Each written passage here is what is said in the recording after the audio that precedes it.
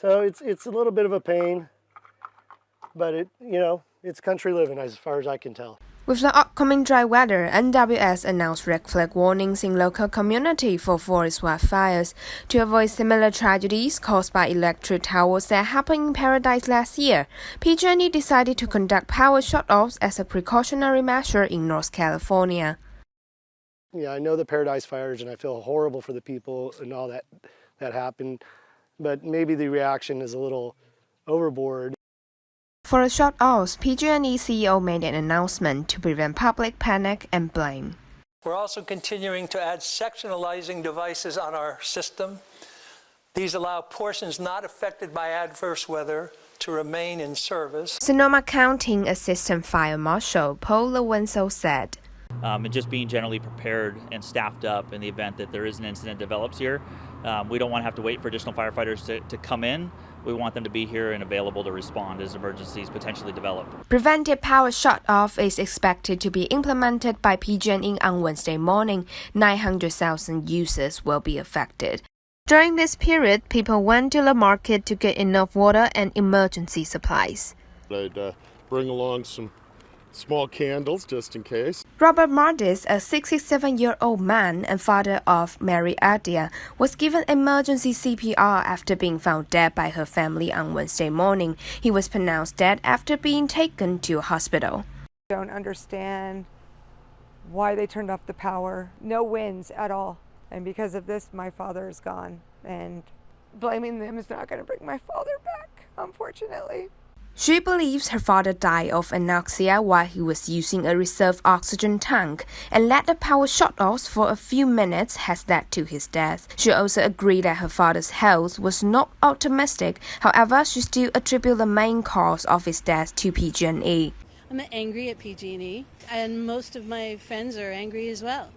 With regard to the strong dissatisfaction expressed by the people, PG&E said they can totally understand the inconvenience that power shortage brings and will restore power as soon as possible. Those are the types of incidents that really cause us concern. As average temperatures rose, wildfires in California have been growing rapidly.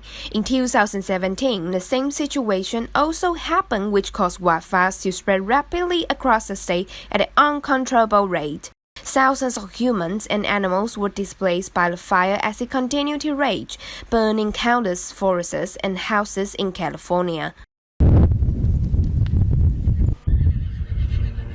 When Los Angeles suffered from fire in Cemetery Ranch Eco Center, 40 horses were pacing back and forth waiting to be rescued at the sites which were surrounded by fire and smoke flames.